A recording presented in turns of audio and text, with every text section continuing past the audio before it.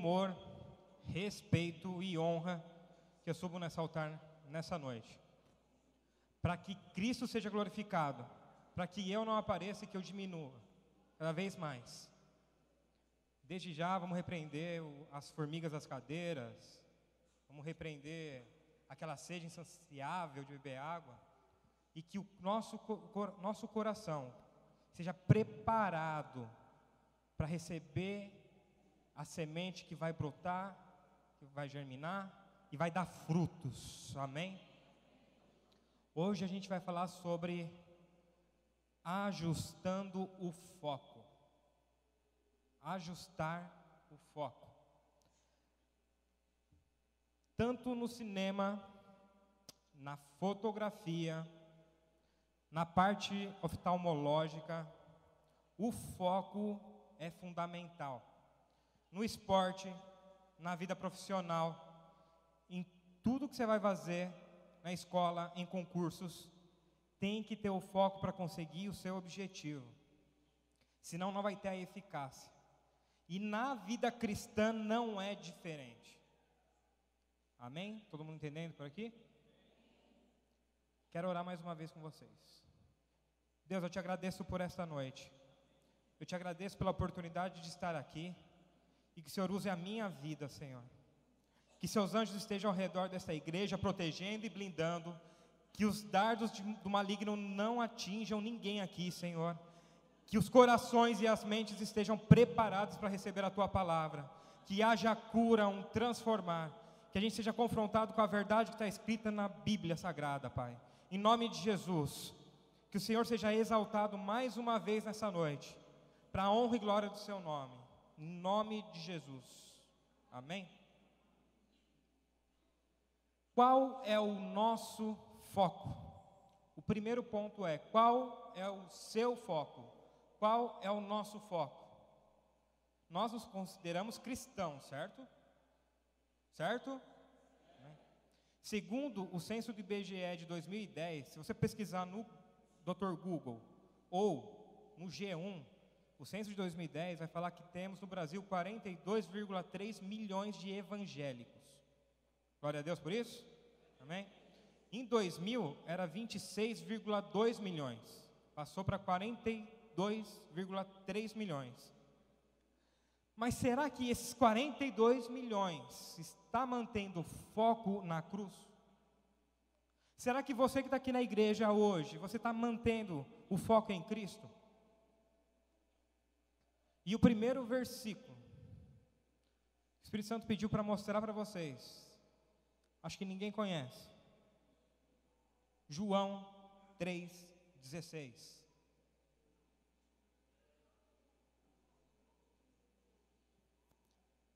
Quando o pastor Wilson falou, Felipe vai pregar tal dia, legal, que benção. No outro dia, Diogo, eu falei, vixe, já começou a dar frio na barriga.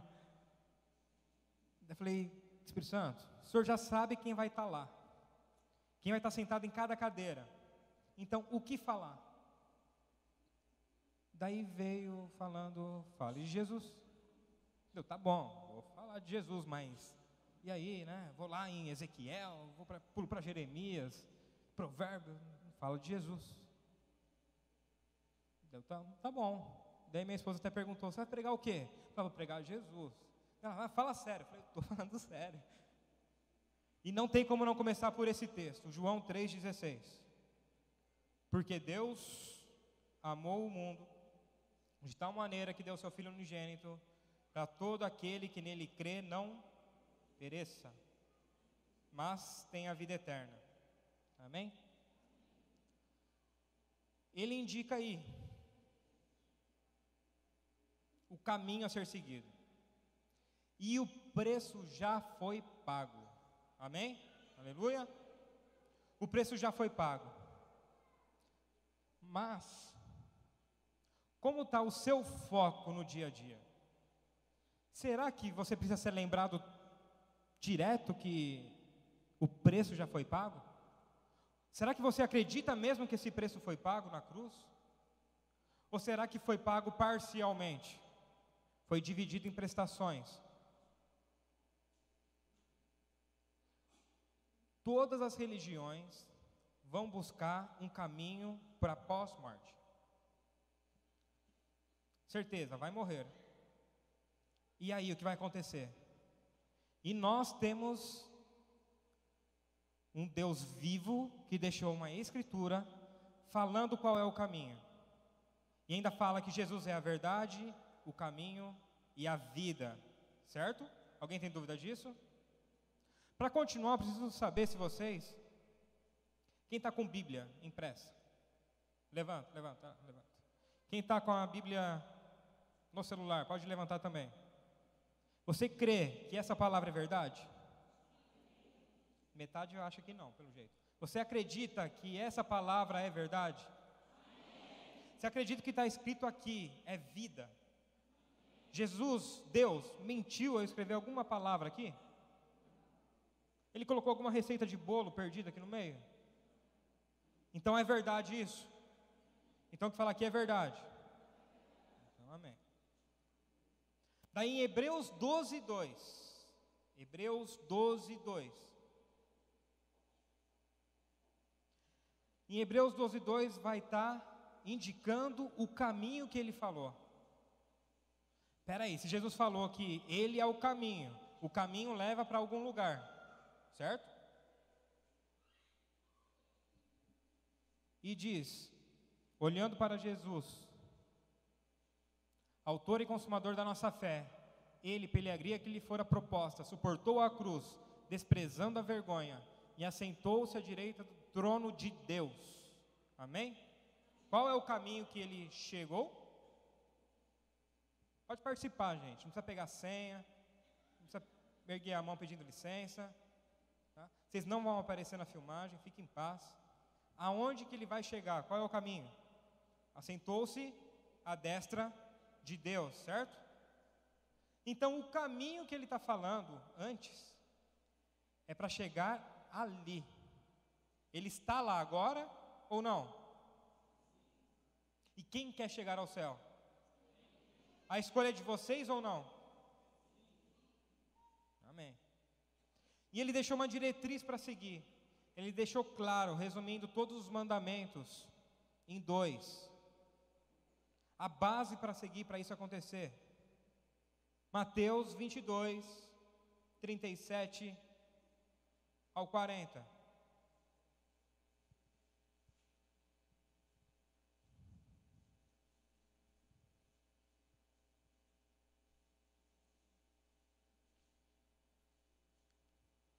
Respondeu Jesus: ame o Senhor, o seu Deus, de todo o seu coração, de toda a sua alma e de todo o seu entendimento. Esse é o primeiro maior mandamento, e o segundo é semelhante a ele: ame o seu próximo como a si mesmo. Destes 2 mandamentos dependem toda a lei e os profetas. Quem que falou isso? Jesus. Vocês devem estar falando, poxa, mas eu sou crente há 200 anos, eu sei João 3,16, eu sei onde que Jesus está, eu sei esses 2 mandamentos. Mas é preciso deixar claro isso no começo. Porque se o seu foco estiver alinhado, isso vai ser presente na sua vida. E ele fala para amar a Deus de todo o coração. Você ama realmente a Deus de todo o seu coração? Mais do que açaí? Mais do que o seu cônjuge? Mais do que seu time de futebol? Mais do que o seu celular secreto? Ele pede para amar também de toda a alma. O que é alma? Sentimentos. Certo? Você ama Ele quando você está triste? Você ama Ele quando está feliz? Você exalta Ele, está com foco nele, quando tudo está dando certo? Será que, se cada um aqui tivesse 300 mil reais na conta hoje, estaria aqui no culto? Você conseguiria estar na Disney glorificando a Deus? Senhor, abençoe o Mickey, abençoe a Minnie, obrigado por eu estar aqui. Estaria? E também ele fala de todo o teu pensamento. pensamento. Imagine chegar diante de Deus, soberano, daí Ele coloca uma tela grandona, 4K, seu pensamento na sexta-feira à noite, hoje é 31, 30, dia 29, vamos ver o que você estava pensando. Será que o seu pensamento agora poderia estar aqui no telão da igreja? Será que o seu foco está alinhado em coração, em alma, em pensamento? E do outro lado, também de uma forma simples, que já foi apresentada várias vezes, e quase todos sabem, qual que é o adversário? Chatonais, chato demais. João 10:10, ele vai falar: o ladrão não vem senão roubar, matar, destruir. Eu vim para que tenham vida e tenham com abundância. O seu foco está tão alinhado com Cristo, que está te permitindo ter uma vida abundante hoje aqui na terra? Porque no começo eu perguntei se você acredita que está na Bíblia. Vocês falaram que sim. Então isso também é verdade. E ele dá uma notícia meio chata, falando que o ladrão vem para acabar com a gente. Mas em seguida ele já fala que ele veio para ter vida e uma vida abundante. Amém? Estão acordados? Então, né? Bom. 1 Pedro 5, 8, 9. Vai ter bastante versículo, tá, irmão? Sede sóbrios, vigiai, porque o diabo, vosso adversário, anda em derredor. Fala para você mesmo, anda em derredor. Bramando como leão, buscando a quem possa tragar, ao qual resistir firmes na fé, sabendo que as mesmas aflições se cumprem entre os vossos irmãos no mundo. Espera aí, ele anda de redor, como um leão, querendo catar você. Mas ele fala para você resistir. E sabendo que só você passa por isso. É isso? Não.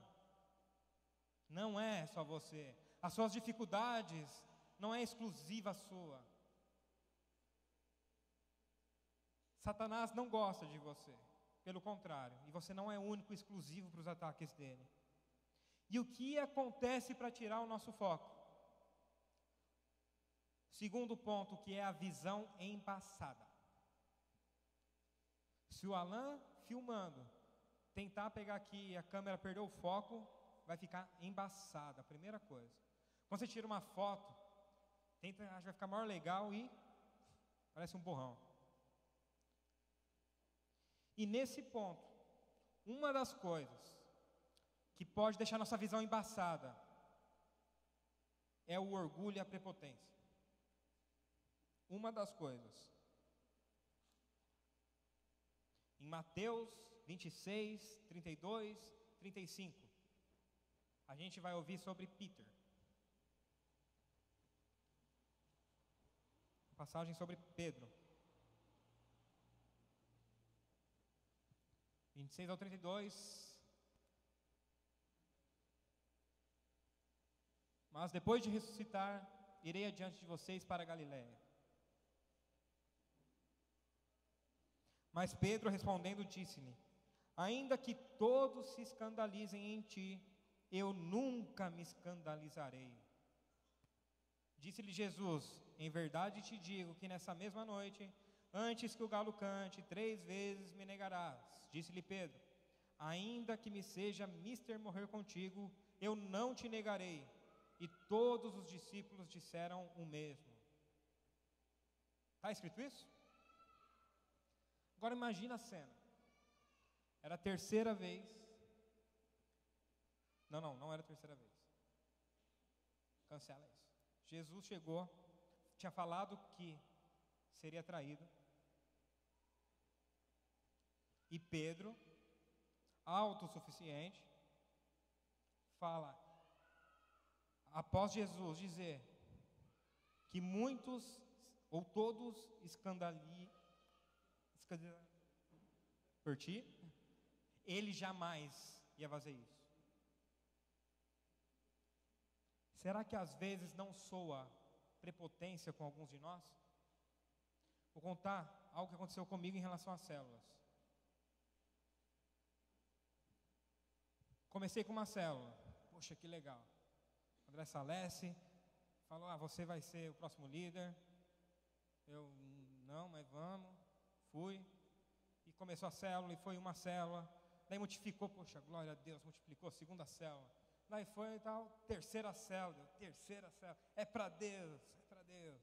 Daqui a pouco quarta, deu, é para Deus, é para Deus.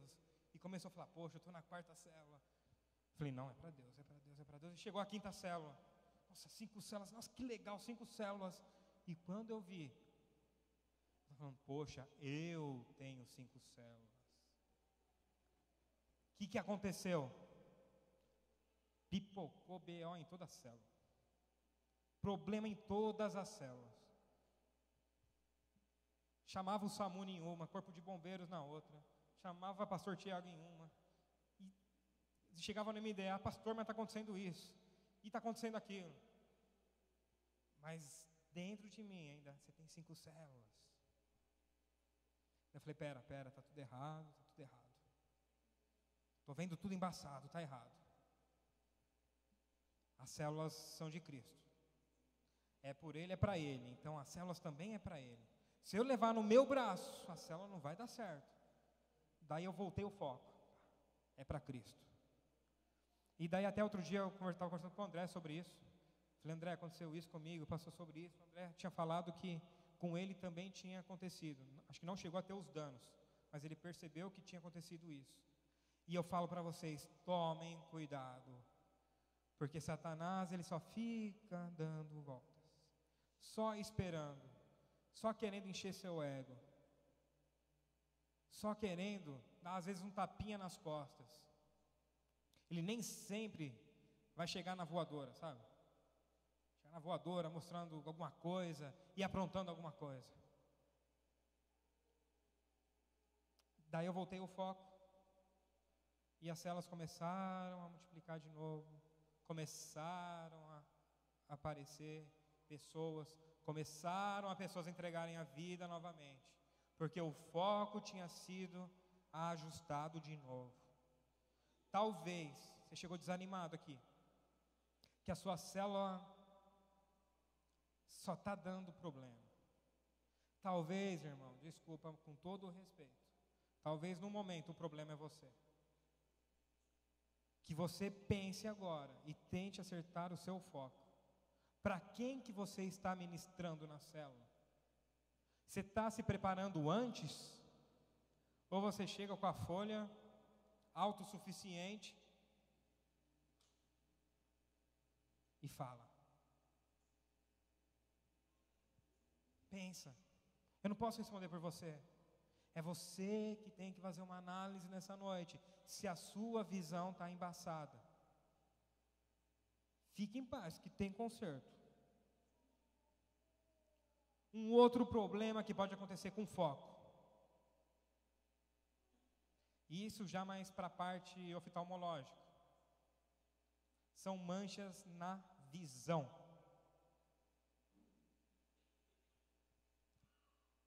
Cuidado, gente. Santidade. Não deixe o seu relacionamento com Cristo ser manchado pelo pecado. É a história do nada a ver. Tudo começa simples, sabe? Não tem nada a ver não. Eu vou ouvir uma música secular aqui, não tem nada a ver. Nada a ver. Daí, eu vou em tal lugar ali, tem nada a ver. Talvez, eu não vou saber, e quero que também aqui ninguém tenha certeza disso, mas talvez chegando no inferno vai estar escrito lá, bem-vindo ao nada a ver. Porque o nada a ver vai te levar para um buraco. Um buraco que não tem volta. Tem nada a ver eu dar uma olhadinha na internet. Gente, Pensar para falar, né? Se o coração do homem é enganoso, você acha que a sua mão não vai ser? Será que o seu pensamento não vai ser? Agora, até quando você vai estar brincando de crente? Até quando vai ficar brincando?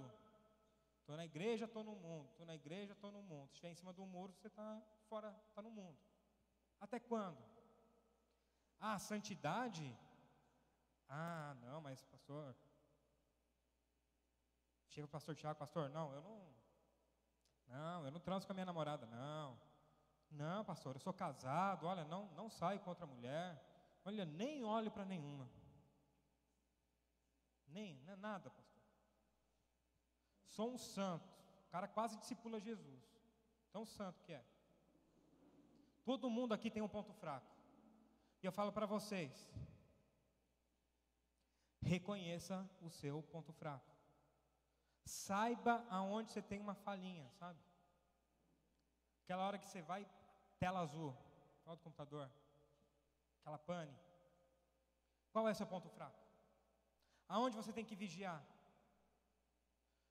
Eu lembro muito da pregação do Cris Duran, quando ele veio aqui, que ele falou dos muros. Quem estava aqui naquele dia? Vocês lembram disso? Ele falou sobre santidade. Colocava os tijolinhos, ele fala, até aqui eu posso vir, daqui eu não posso passar. E se protegia. A nossa geração está acostumada com a ideia de que a verdade é subjetiva. É a pessoa que escolhe. Ah, eu posso fazer o que eu quero, o corpo é meu, os pensamentos são meus, são os meus ideais. Nossa geração parece descrer de uma verdade concreta. Ou será que é impressão só minha? Vocês concordam com isso? Ou não? O que falam do casamento? Não, casamento? Para que casar? Junta. Junta, se der certo, continua, se não der certo, separa. Ou só eu já ouvi isso alguma vez? Pode participar, gente, não paga. É ou não? Cada um escolhe o que mais lhe agrada e ninguém pode interferir na escolha da pessoa, de forma alguma. Não, é uma afronta, você está invadindo o espaço da pessoa. E a mancha aumentando, a mancha aumentando, a mancha vai aumentando. Às vezes você fala de santidade e pensa que a santidade é apenas parte sexual. É outro engano. Santidade é a qualidade de quem é santo. Alguém na Bíblia falou, sede santos porque eu sou santo? Quem falou isso? Ele mentiu? Agora você imagine Jesus, que diz que é santo, que pratica a santidade. Ele poderia se abster de pecados sexuais e fazer outros pecados? Então você também não. E quando a gente fala, alguém caiu, alguém errou, já pensa em algo sexual. Mas ninguém pensa que está devendo na praça. Ninguém pensa que está na escola ou no trabalho, mas literalmente está folgando, se aproveitando de outras pessoas. Isso é brincar com santidade. Isso é uma mancha na sua visão. E uma coisa vai dando consequência na outra. A sua visão manchada. Você acha que não, está tudo bem, não tem nada a ver não. Isso. Se eu morrer, o anticristo paga. Paga, e talvez você também paga também. Cuidado, gente. Cuidado. E numa sociedade que não busca uma verdade concreta, Jesus também deixou algo sobre verdade. João 8, 31, 32. Poderia falar, às vezes, um versículo que eu estou falando, apenas o último, mas eu quero mostrar o contexto dele. Jesus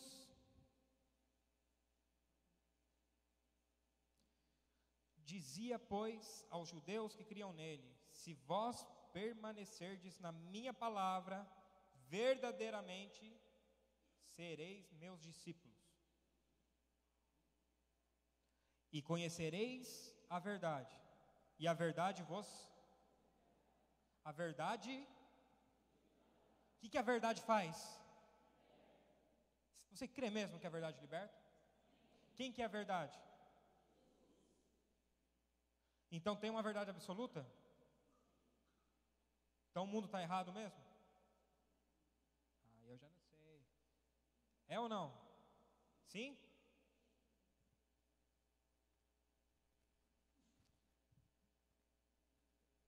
E eu vou deixar também um versículo que fala claramente sobre as obras da carne.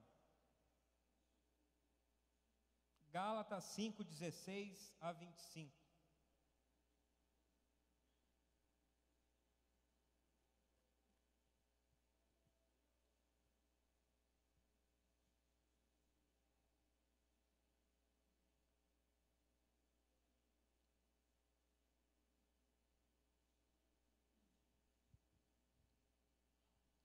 Por isso digo, vivam pelo Espírito e de modo nenhum satisfarão os desejos da carne. Pois a carne deseja o que é contrário ao Espírito e o Espírito o que é contrário à carne. Eles estão em conflito um com o outro, de modo que vocês não fazem o que desejam. Mas se vocês são guiados pelo Espírito, não estão debaixo da lei. Ora, as obras da carne são manifestas: imoralidade sexual, impureza, libertinagem, idolatria, feitiçaria, ódio, discórdia, ciúmes, ira, egoísmo, dissensões, facções, inveja, embriaguez, orgias e coisas semelhantes. Eu os advirto como antes já os adverti: aqueles que praticam essas coisas não herdarão o reino de Deus. Mas o fruto do Espírito é amor, alegria, paz, paciência, amabilidade, bondade, fidelidade, mansidão e domínio próprio. Contra essas coisas não há lei. Os que pertencem a Cristo Jesus crucificaram a carne com as suas paixões e os seus desejos. Se vivemos pelo Espírito, andemos também pelo Espírito. Amém? Tem alguma dúvida daquilo que é do Espírito ou é da carne? Poderia falar uma pregação inteira só sobre isso e detalhar cada um. Daí,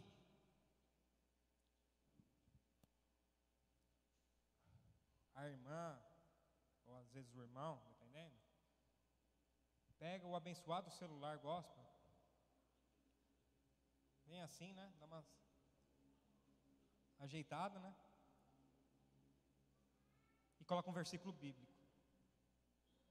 Mas isso só acontece na França. Aqui não. Daí fala, não, é só a mulher que faz isso. Daí o cara vai para a academia, quer mostrar a marca da cueca, vai para o espelho, foto. Lascívia. Cuidado com as brincadeirinhas do nada a ver. Cuidado com as brincadeirinhas do nada a ver. E não diga também, mas fulano tinha que estar aqui, ele tinha que ouvir isso. Não, é para você mesmo. Porque nós erramos às vezes, nós falhamos. Não adianta dizer que você não vai cair, que é impossível não pecar, porque senão você vai entrar naquele primeiro da prepotência. Em 1 Coríntios 10, 12 e 13 diz: aqueles, pois, que cuidar está de pé, olhe, não caia. Não veio sobre vós tentação senão humana, mas fiel é Deus, que não vos deixará tentar acima do que podeis, antes com a tentação dará também o escape, para que a possa suportar. Pensa ligeiramente, não com muitas emoções. A última vez que você errou, qualquer coisa, veio um escape. Alguém ligou, você viu um versículo perdido em algum lugar, veio algo na sua mente e veio para você não errar, para você não pecar. E lembre, toda vez vai ter uma saída. Você tem a escolha. Porque senão o domínio próprio teria que ser excluído do versículo que a gente leu lá atrás. E um versículo que falou muito comigo, gente. Provérbios 1, 7.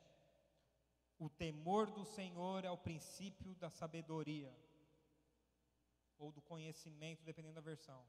Os loucos desprezam a sabedoria e a instrução. O início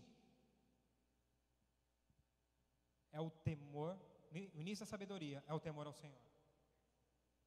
E daí, gente, começa esse nada a ver. Ah, não tem nada a ver. Ah, posso fazer isso, posso fazer aquilo, vou lá, vou dar uma pisadinha ali que não vai acontecer nada. Daí entra no quarto estágio, que é visão em túnel. A visão em túnel é parte medicina, oftalmológica, que faz você perder a visão periférica. Ele preserva apenas a visão central, ou seja, o paciente enxerga apenas o que está no centro. Ao lado ele não vê mais nada. Fica focado naquilo e não vê mais o que está acontecendo. É o famoso, às vezes, o famoso mimimi. Eu vou falar para vocês, tem muitas lamentações para pouco Jeremias hoje. Quer ver amanhã? Seja bem-vindo a agosto.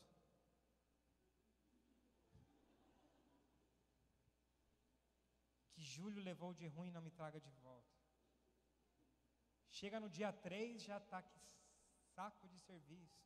Ah, mas a Godofreda é um chatonagem de sunga. Ah, o Teosclef eu não aguento mais ele. Ah, mas isso eu não suporto. Ah, mas não sei o quê. E tarará. Tem até muitas hashtags e imagens que falam menos mimimi, mais hahaha. Já pensou você chegar no serviço? E aí, tá tudo bem? Não. Meu cachorro morreu, o papagaio está doente, meu gato está espirrando, não sei o que está acontecendo, não sei o que, minha tia está internada, não sei o que, não sei o que lá. Você conhece alguém assim? Se tiver aqui, não olha. Não olha. Discrição. A pessoa só enxerga o problema, sabe? Começa a aumentar e vai, e o problema está ali. Às vezes é um problema tão simples, tão simples, tão simples. E aí a importância de você conversar com o seu aconselhador, com o seu discipulador. Daí entra outro mimimi. Não tem MDA. É mesmo? Fala, fofura. Se Cristo não for suficiente para te manter na igreja, o seu discipulador não vai ser. Agora, se você tem um discipulador, honre ele. Porque depois de um tempo, em nome de Jesus, todos aqui serão discipulados e aconselhados. E hoje não tem, uma coisa está legal, não tem mais aquele negócio. Ah, eu sou da amarela. É meu clã. Ah, não vou para azul não. Tem o Felipe, aquele barbudinho lá. Vou não. Agora não, gente. O que está acontecendo é um da amarela está aconselhando um da verde. Daí um discípulo meu chegou, não estava com tempo de conversar, eu falei, vai lá, procura o Ricardo, vai lá, conversou com o Ricardo na verde. Daí o outro também falou, vai lá, procura o Fê. E procura o Fê. Apareceu em casa outro da vermelha. Vocês estão vendo divisões aqui? Estados. Estado amarelo. Não. É uma igreja só. Para com mimimi de minha célula é isso, minha rede é isso, tarará. Cuidado. Cuidado com só os tops para cá, só os tops para lá. Cuidado, gente. Cuidado com o que você anda postando, cuidado com o que você anda falando. Em 1 Coríntios 10:10 fala, e não murmureis, como também alguns deles murmuraram e pereceram pelo destruidor. Estava falando sobre o povo que saiu do Egito. Você quer ver murmuração? Deus fazia tudo, mas murmurava. E acontecia isso, murmurava. 1 Reis 19, 1 Reis 18 vai falar sobre o que Elias fez. Não vou falar aqui, senão a gente termina meia-noite. Então, 1 Reis 18 vai falar sobre o que Elias fez com os profetas de Baal, tarará. E no 19 dá uma depressão nele louca. Só vou falar alguns versículos que eu pesquisei e coloquei. No 19:10 e no 19:14, ele fala assim, e ele disse, tenho sido muito zeloso pelo Senhor, Deus dos exércitos, porque os filhos de Israel deixaram a tua aliança, derrubaram os teus altares, e mataram os seus profetas a espadas, e só eu fiquei. Ele repete 2 vezes isso, no 10 e no 14. E só eu fiquei, e buscam a minha vida para me tirarem. O dia que você ter essa prepotência, ou achar que apenas você faz alguma coisa, você vai perceber. E tem muitos relatos na Bíblia sobre isso. Numa história de mimimi. Mimimi para cá, mimimi para lá. Tem um quebra-gelo que a gente faz na célula às vezes, que é... O pessoal fica doido quando chega um papelzinho, 1 e 1, 2 e 2, já dá um desespero no pessoal. E é assim, o 1 conversa com 1, 2 com 2 e tal. E daí o pessoal conversa, fala, quero que você fale seus problemas, o que você pode falar. E daí haja mimimi, eu falo, 2 minutos, dá 10. E ele fala, e acontece isso, acontece aquilo. Daí chora, daí eu pergunto depois, legal, né, gente? E aí, né? Poxa, quer trocar? Não. Deixa meus problemas que eu já entendo. Ninguém quer trocar o problema com o outro. Ninguém quer trocar o problema com o outro. E de mimimi em mimimi, eu vou falar rapidamente o meu testemunho. Tem muitas pessoas novas aqui na igreja, talvez não conhecem. Eu sou adotivo. Adotivo. Fui adotado com 48 horas. Se você está esperando, o Diogo foi drogado, foi mafioso, foi traficante, não. Só era viciado em Coca-Cola. Ainda. Mas é diferente. Vamos separar assim de genitores e mãe e pai, tá? Para ficar mais fácil. A minha genitora não queria que eu nascesse, tentou que eu morresse. Estou aqui, essa parte não precisa explicar direito. Com 48 horas eu fui adotado. A minha avó de sangue falou, pode levar, não sabia para onde que eu ia, não lembro. Daí falou, vai lá, vai ser cuidado pela mamãe e papai novo. E assim fui.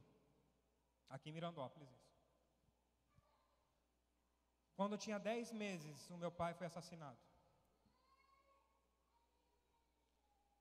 E daí não tinha como condições de ficar aqui, minha mãe desempregada. Depois de 28 dias foram achar o corpo dele, a gente foi morar em São Paulo. E daí fui criado sempre, eu, minha mãe, meu avô e minha avó. Mas nunca esconderam que eu era adotivo. Sempre falaram. Tanto é que quando deu 4 anos, eu saí correndo pelas ruas do bairro de São Paulo, que eu era filho da mãe. Agora eu sou filho da mãe, agora eu sou filho da mãe. Deu certo lá e virei filho da mãe, de verdade. E fui criado os 3. Voltamos para cá quando eu tinha 10 anos. Sem conhecer a Cristo. Porque para mim, Cristo era aquele pregado numa cruz. Conhece Jesus? Conhece? Aquele lá. Ó. Aquele. E é isso. Daí quando eu tinha 16 anos, isso em 2002, eu detestava Dia dos Pais. Quando eu tinha 16 anos, o meu avô faleceu. Foi um choque, porque eu sabia que meu pai tinha morrido, mas era muito tempo. Depois de menos de 1 ano, a minha mãe faleceu. Daí foi um choque grande demais, demais mesmo. Ficou apenas eu, minha avó, e poderia a minha tia me ajudar a cuidar da minha avó. Mas 2 meses depois da minha mãe, a minha tia faleceu. Ficou apenas eu e a minha avó de vez. E minha avó, depressiva, ficou internada. Eu lembro que naquela noite, eu fiz um prato de miojo, que era o que eu sabia fazer. Coloquei as fotos da minha mãe, do pessoal da família. Falei, não dá para continuar mais não. Está todo mundo morrendo, o que eu vou fazer? Vou acabar comigo. Dormi. E Satanás é tão sujo que eles enviaram espíritas. Minha avó com depressão, eu cheguei no negócio de espírita lá, estavam sorteando um monte de coisa. O último número sortearam o meu. Adivinha que eu ganhei? Um livro sobre depressão. Falei, é Deus. Era um Satanás de sunga, mas não era Deus. Mas eu não peguei aquele livro. Um dia fui queimar, ele não queimou, eu falei, não vai no fogo, vai na tesoura. Eu picotei ele. Mas eu cheirava a morte, gente, porque eu velava essa morte todas as noites. Eu colocava fotos da minha mãe, gravava CDs que ela gostaria, sabe? E ficava lá chorando, com a luz apagada. E ninguém sabia o que estava acontecendo comigo, porque eu fazia isso sozinho. Às vezes, como muitos aqui se escondem o seu pecado, ou escondem suas frustrações, seus medos, sozinho, quando ninguém está vendo. E eu lá chorava aquelas mortes direto. Até que, e nesse período eu comecei a conhecer toda a minha família de sangue, porque eu falei, está todo mundo morrendo, eu quero que minha mãe de sangue conheça e saiba que eu estou bem. E ela é idêntica a mim. Quem não viu ainda, ela é loira, olho verde, baixinha. Eu pareço mais com a minha mãe que me criou do que com ela.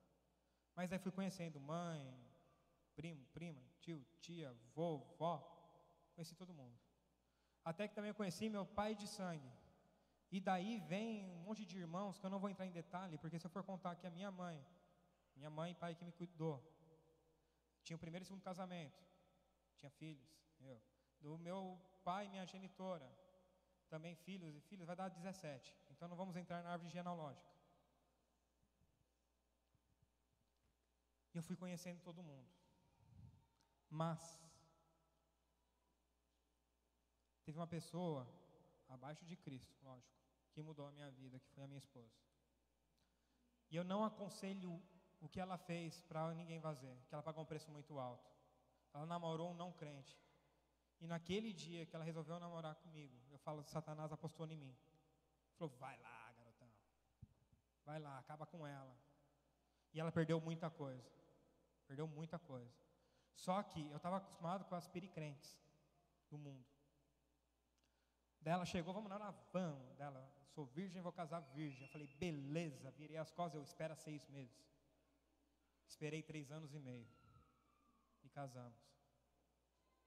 Ela me mostrou, começou a mostrar Cristo e o que ela falou para mim era, você tem certeza da sua salvação? Isso começou a mexer comigo. Até que eu entreguei a vida para Cristo, nessa igreja. Pastor Wilson me encontrou em Araçatuba uma vez, eu não era crente ainda, ele falou, Diogo, eu falei, é uma máfia esses crentes. Já me conhece. Vai um dia na minha igreja. Vou.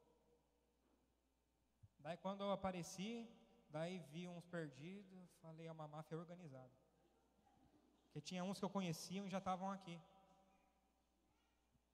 Mas eu fui me rendendo a Cristo, rendendo a Cristo, rendendo a Cristo.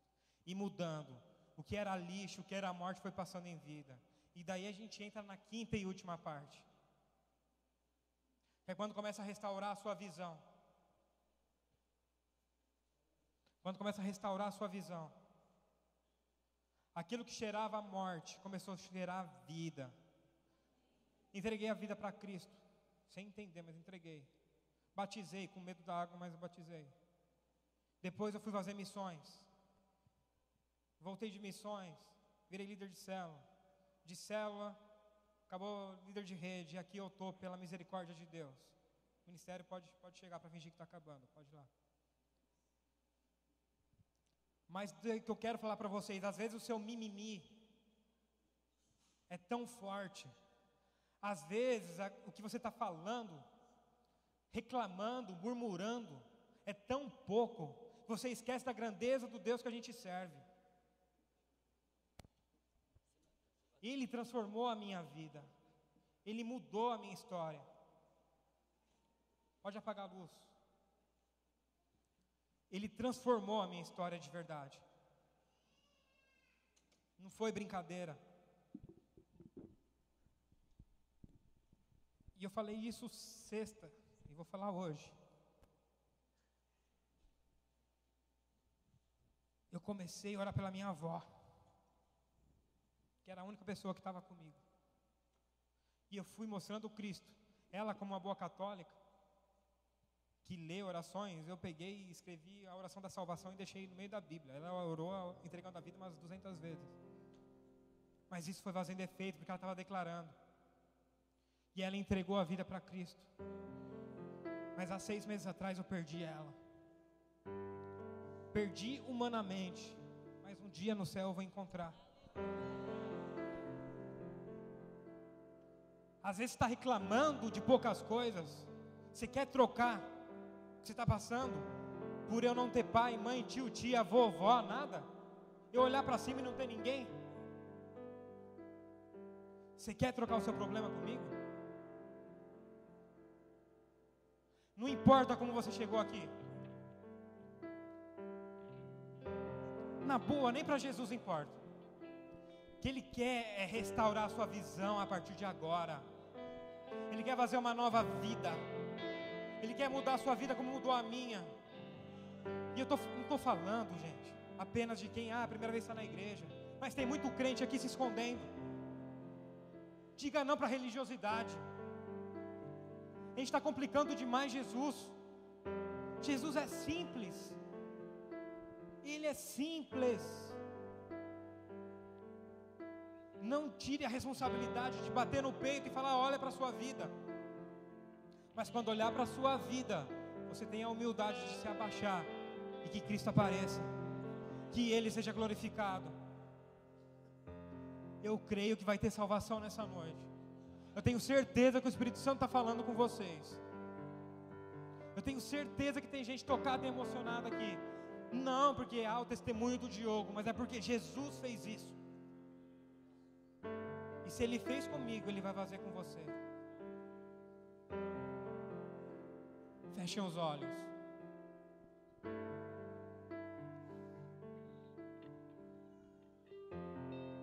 Na terceira vez, Jesus apareceu aos discípulos. Pedro tinha uns desacertos.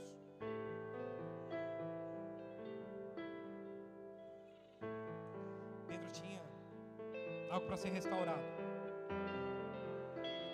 E Jesus fez a pergunta para ele: Pedro, tu me amas? Ele, sim, te amo. Ele pergunta mais 2 vezes a mesma coisa, e Pedro se entristece na última vez. O Espírito Santo manda perguntar para a igreja, para vocês: igreja, você me ama? Então apacenta as minhas ovelhas. Você tem certeza que você me ama mesmo? De toda a alma, de todo o coração, de todo entendimento, do seu pensamento? Você tem certeza disso? E a primeira coisa que eu venho pedir: se tiver alguém aqui que quer transformar a sua vida hoje, alguém aqui que quer salvação, que quer acertar o foco de vez, que quer falar: Deus, eu cansei de errar, eu cansei de mirar errado, eu cansei de olhar para o lado errado, de olhar para a pessoa errada. Eu quero olhar para o Senhor, autor e consumador da minha fé. Eu quero entregar minha vida para Jesus, para que Ele faça comigo mais uma vez o que tem fazendo com muitas pessoas. Ergue a sua mão, fala: eu quero isso, eu quero isso, eu quero me render a Cristo hoje. Eu não quero que seja só na emoção que eu estou falando, é na razão e na emoção, e já tem muita gente erguendo a mão. Agora você que ergueu a mão, tenha coragem também, e vem aqui para frente, sem medo, pode vir, pode vir, pode vir. Pede para todo mundo, levanta, todo mundo de pé. Se tiver mais alguém para entregar a vida, vem para cá. Líderes, vocês amam a Jesus?